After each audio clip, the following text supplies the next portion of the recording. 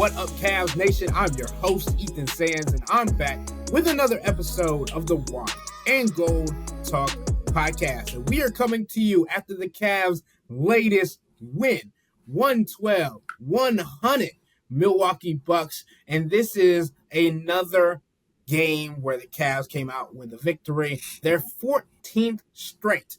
And as I have come accustomed on this podcast, I'm going to run through a list of stats that I was able to compile when it comes to tonight's game, when it comes to NBA and Cleveland Cavaliers history, and how it impacts the Cavs going into the rest of the season. So let's start here.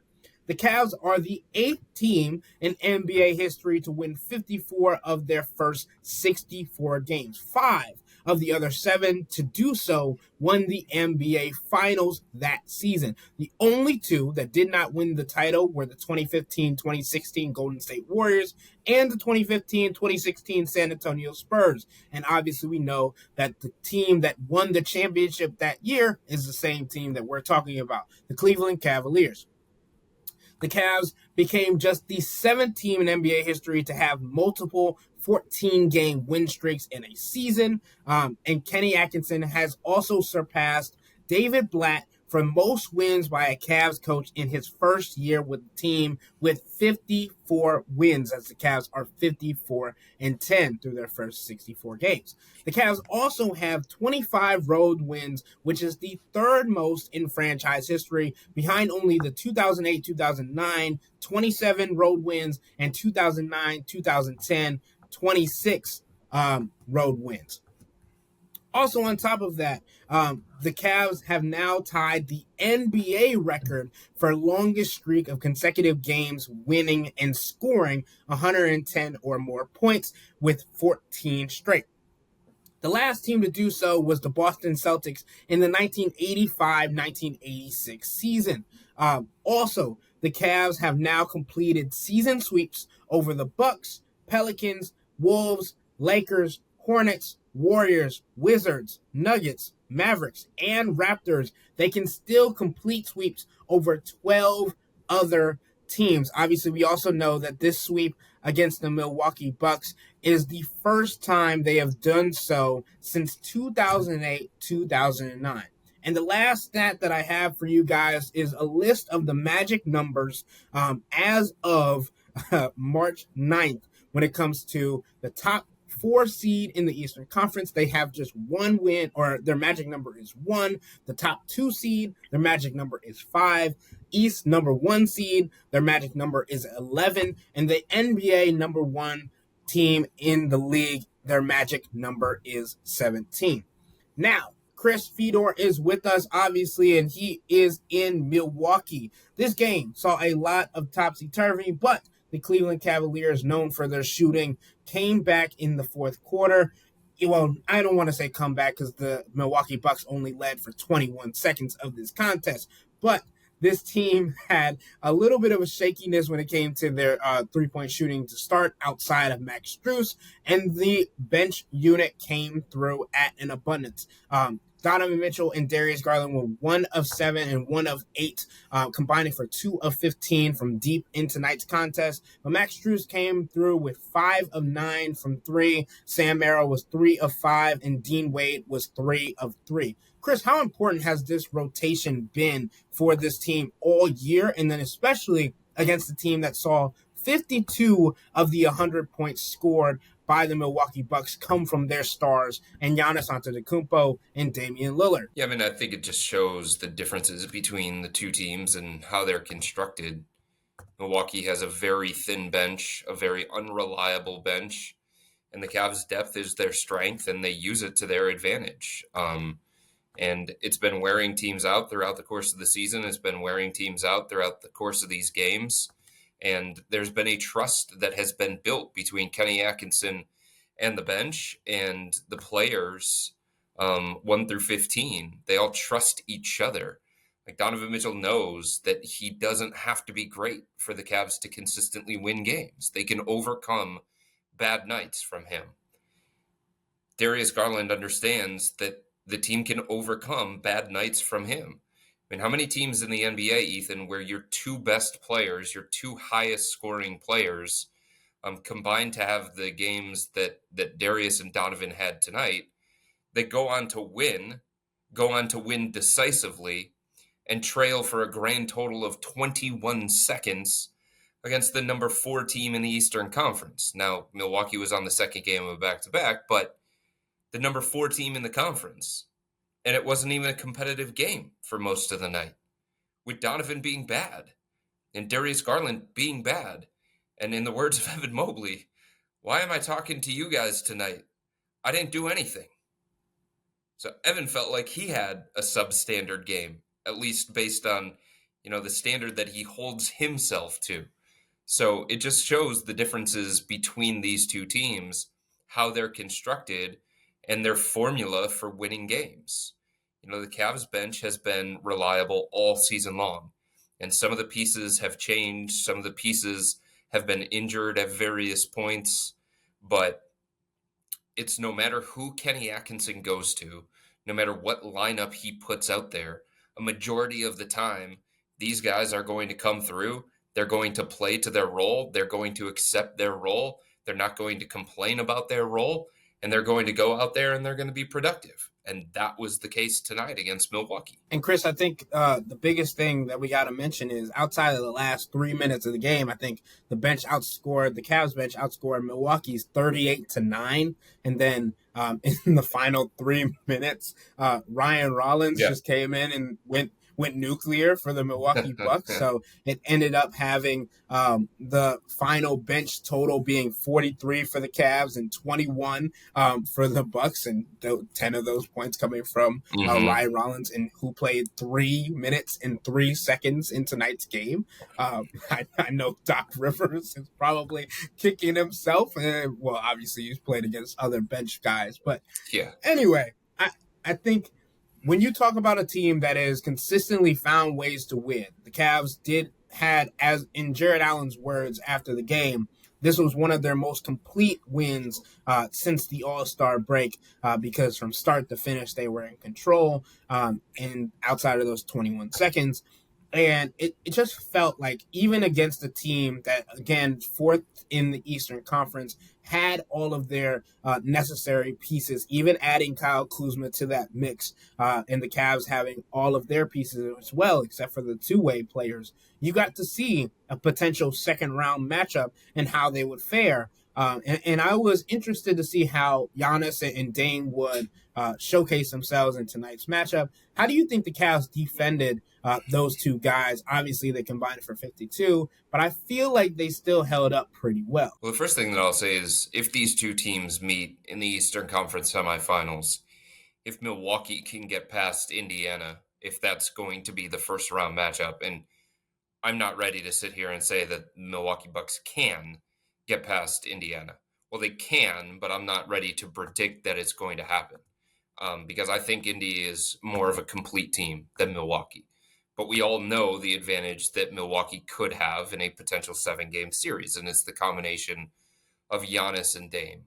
The one thing that I'll say is if the Cavs play against the Bucks, like the version of Bucks that the Cavs saw tonight is not going to be the same because Giannis is going to play like 44 to 48 minutes. He's going to have to because they just don't have enough reliable guys coming off the bench. Obviously, Bobby Portis is suspended at this point in time, and he was somebody who, was in the 6th man of the year conversation. He was somebody who was having a very good year. He was the source of consistency and stability for the Bucks second unit, and pulling that out of the equation. Now all of a sudden you're asking more of Kevin Porter Jr. You're asking more of Jericho Sims. You're asking more of AJ Green, who they call Derry Bird. It's just a lot, right? So I think the Bucks understand once they get into the playoffs, Giannis is going to have to play basically the whole game. He's not going to play the whole game, but basically the whole game, just based on the way that they're constructed. And Dame played, 35 minutes tonight. He's going to be around 40, probably more than 40. Kuzma is probably going to be around 40, probably more than 40, because they just are going to demand more from those guys. They're going to ask them to take on more of a responsibility. And obviously, when Giannis plays close to the whole game, it becomes a completely different challenge for a team. But the thing that showed up tonight, Ethan, for the Cavs, if you're just projecting it forward, nobody stops Giannis. Everybody understands that he's going to get his. There's no such thing as a Giannis stopper. But how many guys do the Cavs have that they can throw at Giannis to try and take him out of rhythm, to try and make things difficult, to try and disrupt him as much as possible, to try and wear him down, to try and show him different looks? Jarrett Allen, Evan Mobley, Dean Wade, DeAndre Hunter, probably not Max Strus, but there's 4 right there. And they're all competent, capable defenders. You know what I mean? Like Evan Mobley might be Defensive Player of the Year. He's probably going to be Defensive Player of the Year by default. Jarrett Allen is an all-defensive type player. Dean Wade, the numbers speak for themselves about his impact on the defensive end of the floor. And DeAndre Hunter has been, one of the most impactful defenders from an individual standpoint since the All-Star break, basically. Just in his matchup on the defensive end of the floor, he's consistently winning. And he wants the challenge against the opponent's best player. So I think based on the roster that the Cavs have, I don't know if there's a better team that is equipped to deal with Giannis over the course of a 48-minute game or over the course of a 7-game playoff series. And that doesn't mean that, he's not going to be great. And it doesn't mean that he's not going to win his matchup from time to time. But, guys like Jarrett Allen have a fighting chance against Giannis, right? Guys like Evan Mobley have a fighting chance against Giannis. Dean Wade has a fighting chance against Giannis. And if you start with Dean Wade on Giannis, then you know what that does? You're allowed to use Evan Mobley as kind of like the roam defender, the help defender, or you're able to use Jarrett Allen behind Dean Wade. If you're using DeAndre Hunter, you're able to use one of those 2 bigs behind them as well to just try and show Giannis a bunch of different bodies, to try and make him play in a crowd. So, I think just if you're looking at a 7-game series between these 2 teams, the advantage that Milwaukee would theoretically have, I don't know that it's as much of an advantage against the Cavs as it would be against other teams that aren't as equipped to deal with Giannis. I think that's a good point, and I think I'm glad that you reminded me about Bobby Portis and his suspension, because that's a big piece to their bench, obviously. Sure. But he's not able to come back until April 8th, which is like the last week and a half of the season. Their first game that he can play against for the Bucks is against the Minnesota Timberwolves on that Tuesday. And then they play the Pelicans, and their last 2 games of the regular season are against the Detroit Pistons. So I'm interested to see where that all ends up in the standings wise and how important those games are for that team going into the final stretch of the season, especially with Bobby Portis coming back and trying to acclimate into the system that they have. Obviously, he knows the system. He knows Doc. He knows what they're going to be doing. But obviously, there's a difference between getting to train and actually playing and being in basketball shape. It's a completely different dynamic. And we've seen it through the course of the NBA season, especially with all the injuries this year. But Chris, I think Milwaukee's going to be a different team in the playoffs, obviously. And it's a different kind of challenge that any team has to deal with Milwaukee in a 7-game series. I don't think Milwaukee can beat the Cavs 4 times in 7 tries. I don't.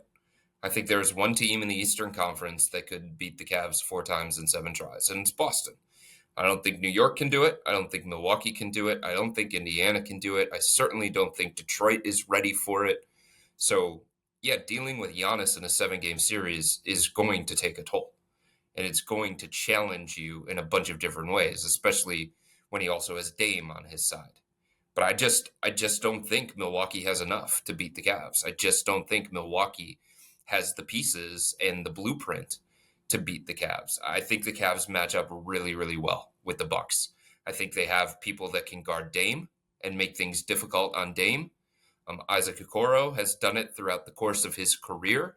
And even if he's a low-minute player, I think Donovan Mitchell can handle that matchup well enough, given the way that he has defended this year. I also think, the Cavs, like I said, they have multiple guys that they can throw at Giannis. So if we're talking about the Cavs' chances in a 7-game series, I don't think Milwaukee can beat them 4 times in 7 tries. And Chris, it makes me think back to, and I agree with you, but it makes me think back to the first game of the season between these two teams where Dame and Giannis combined for 75 points and they both played 39 minutes. And I'm like, if that's their best punch and Donovan Mitchell hit the game winner, or I think, yeah, this is in Milwaukee. Yeah, this is Donovan's first game winner of the season, or of his career, actually. And if that is what it takes, and I think the Cavs can rely on that, and also understand that Dame and Giannis combining for 75 in a game is astronomical. And they did have Bobby Portis in that game. I believe he had 10 points. But I just think, like you said, I think it's a system of matchups, and there's too much overwhelming features when it comes to the Cavs bench unit. And there were even times tonight where I don't think this is going to be the case in the playoffs, but there were times tonight where both Giannis and Dame were off the floor. And even though I don't think the Cavs took as much advantage of it as they could have, they definitely still saw an advantage against their bench unit and said, well, this isn't this isn't what we schemed for, but thank you. We'll take it and we'll run with it. Mm-hmm. Kenny Atkinson said something after the game, Ethan, about his plan was to finish tonight's game with Max. The way that Max was playing and just the specific matchup that they were working with. And Kenny said the way that he does it is, right around the start of the fourth quarter, he has conversations with all of his assistants, and he has conversations with players on the bench, because he needs to know who he's planning to finish the game with.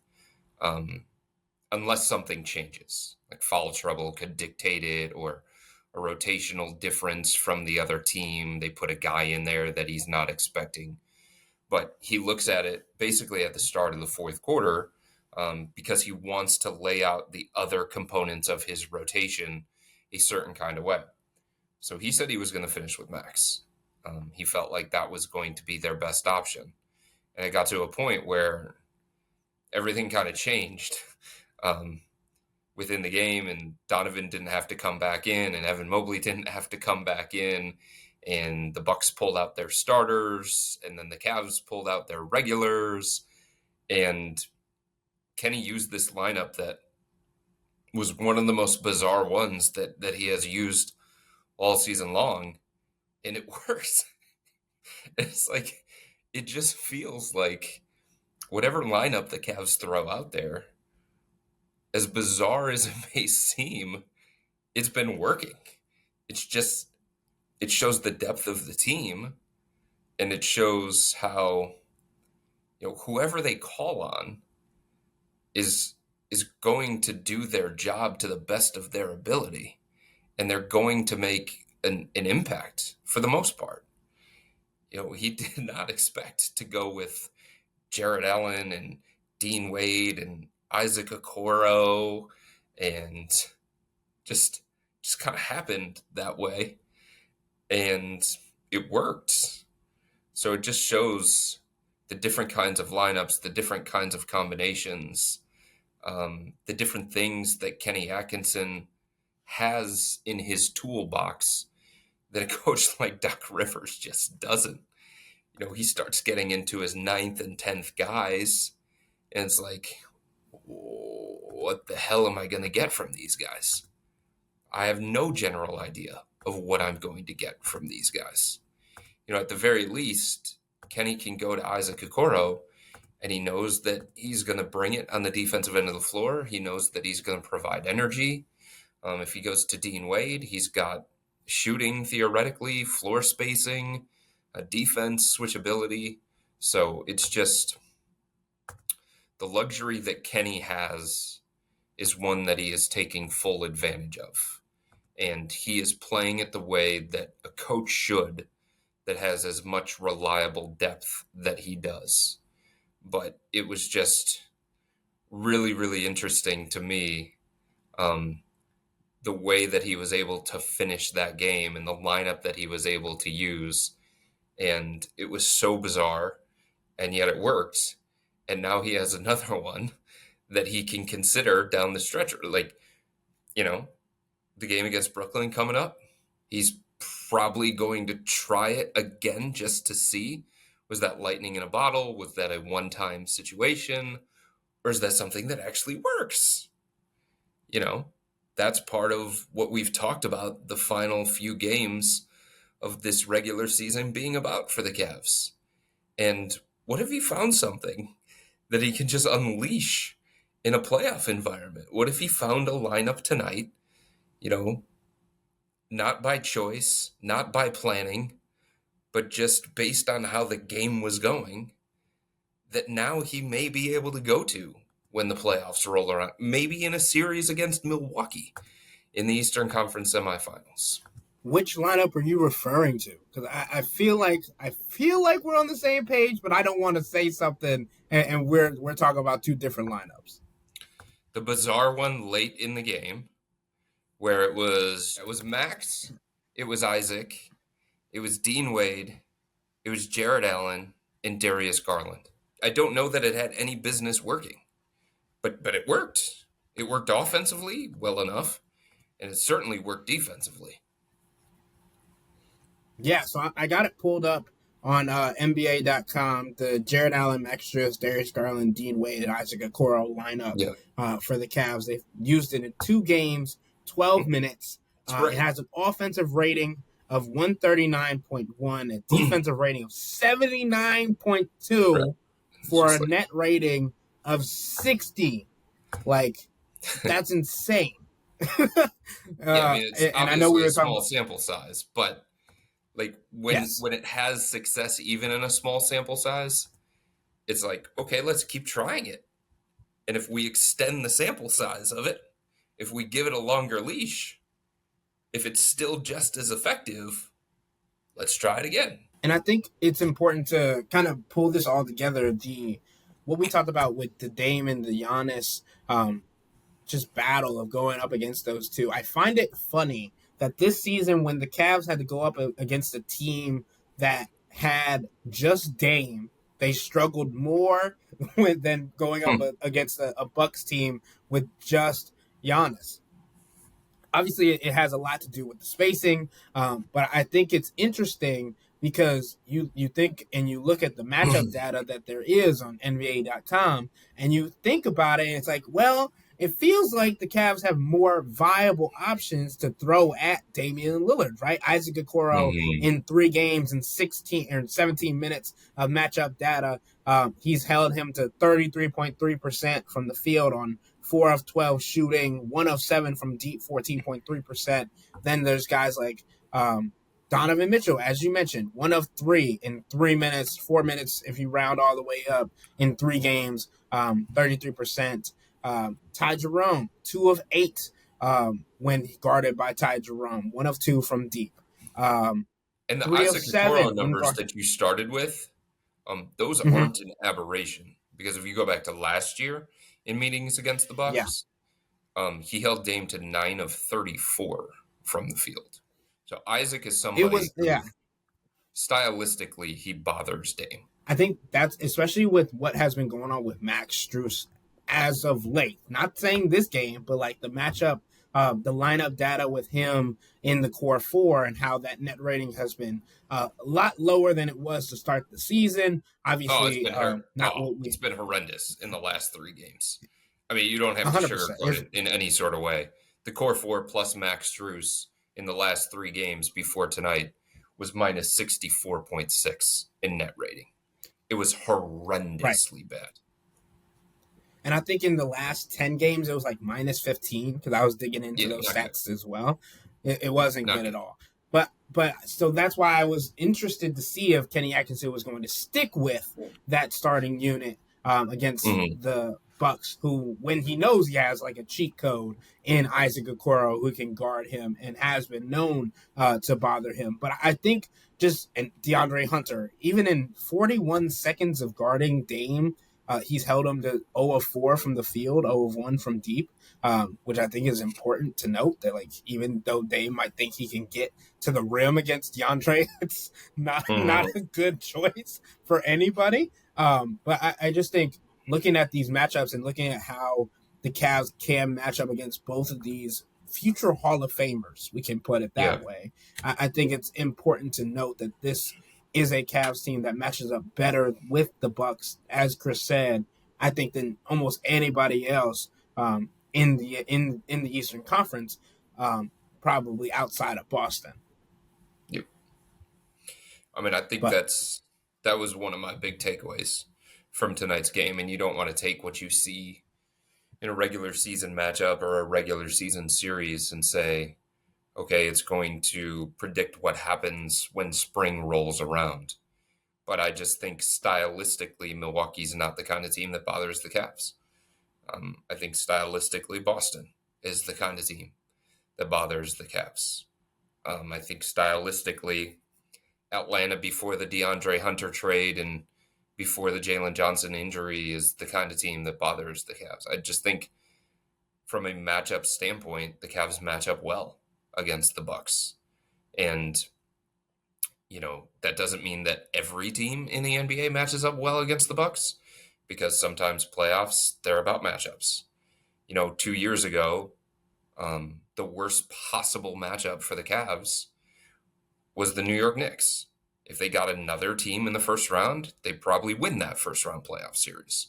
But from a matchup standpoint, they just couldn't hang. There were too many deficiencies that they had with that particular matchup. I think Milwaukee has too many deficiencies with this particular matchup against the Cavs. And I think over the course of a 7-game series, the Cavs' depth will completely wear them down.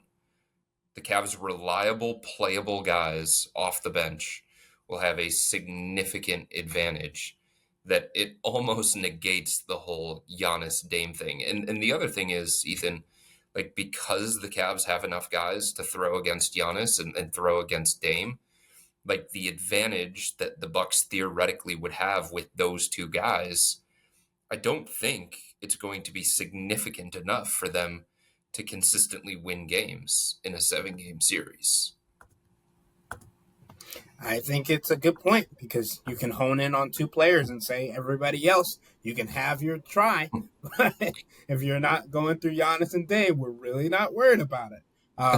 But then I mean, looking at the at the beginning of the standings game, right Milwaukee didn't know what to do defensively. It was so interesting to me. Like, at the beginning of the game, they were trying to load up to take the ball out of the hands of Donovan Mitchell. They were trying to make things as difficult as possible on Darius. They were trying some different defensive coverages instead of just dropping Brook Lopez over and over and over again. And it's like they left Evan Mobley unguarded and he banged 2 threes. And then there was like kind of this collective feeling from the Bucks of, oh, damn. Now we got to deal with that out on the perimeter too. All of the things that we were hoping to try and take away from the Cavs. Now it's going to be harder to take those things away because Evan Mobley just banged 2 threes in our face.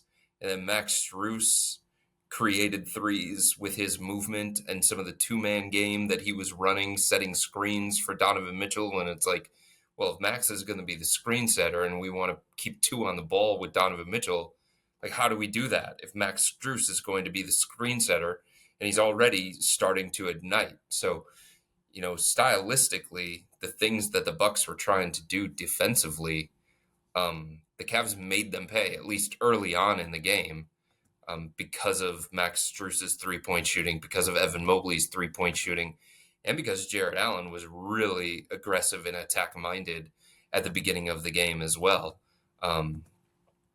So even though Donovan started as more like a distributor and a creator and trying to get his teammates involved, part of that was because that's what Milwaukee was more willing to give up, and it didn't work.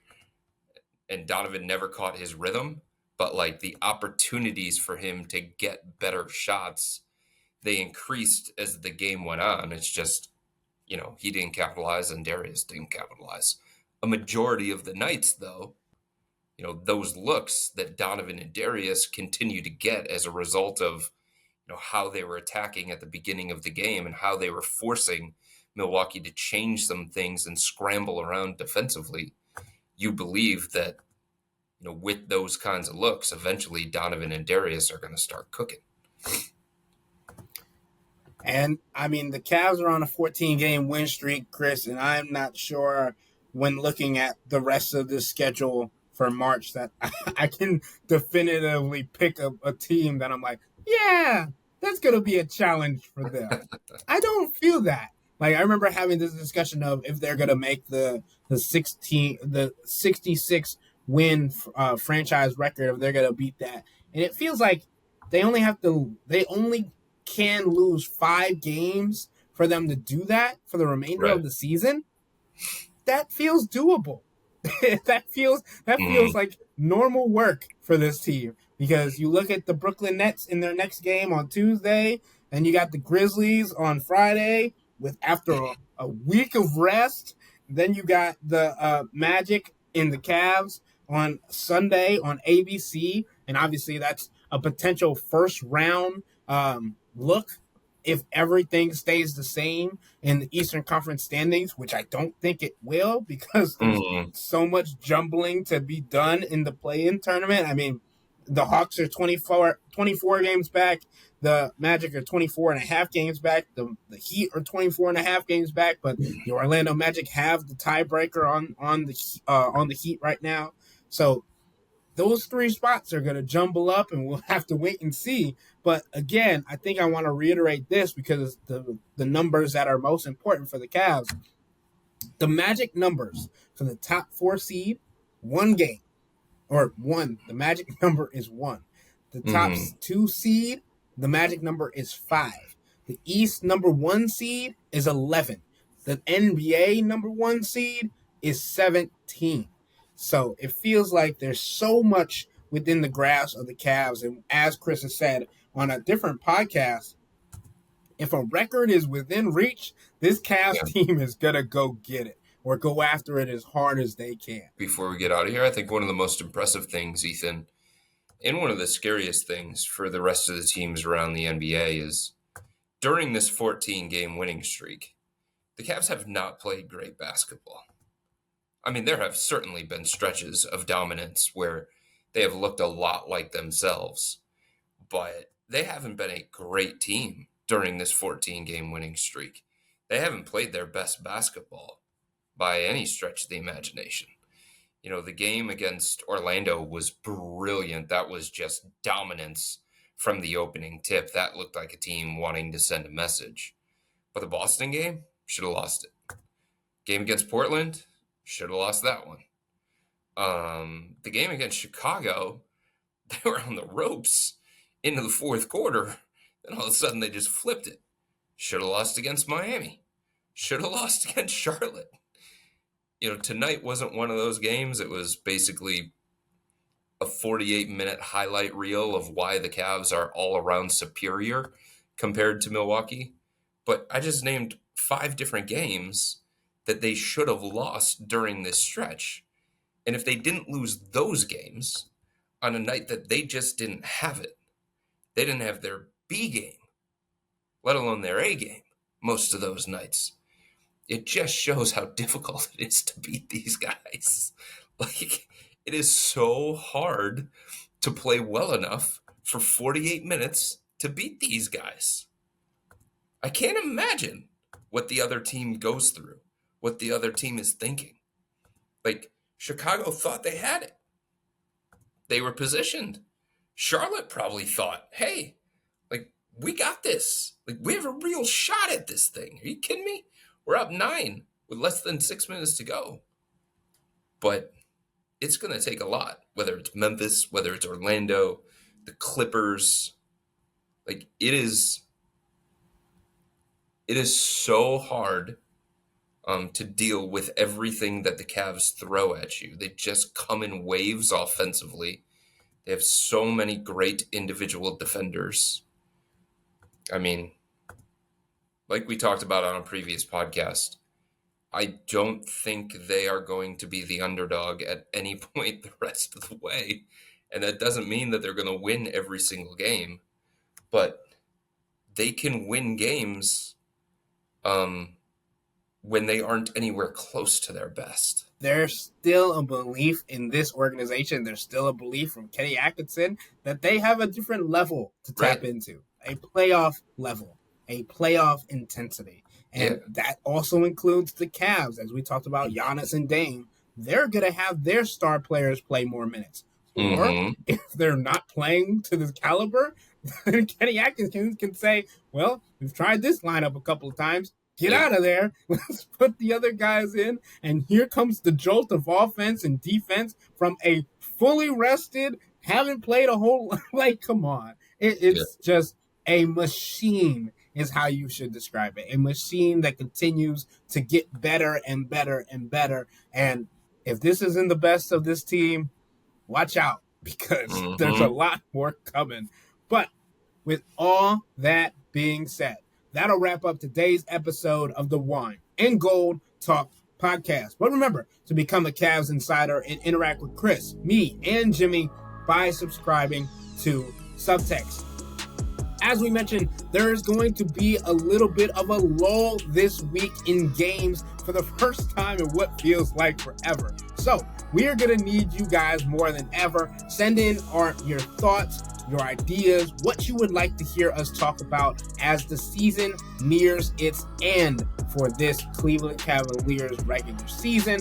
And let's talk about things that you want to hear about on this podcast. But to do that, you got to sign up for a 14-day free trial or visit cleveland.com/Cavs and click on the blue bar at the top of the page to subscribe for $3.99 a month. If you don't like it, that's fine. All you have to do is text the word STOP. It's easy, but we can tell you that the people who sign up stick around, because this is the best way to get insider coverage on the Cavs from me, Chris, and Jimmy. This isn't just our podcast. It's your podcast. And the only way to have your voice heard is through Subtext. Y'all be safe. We out.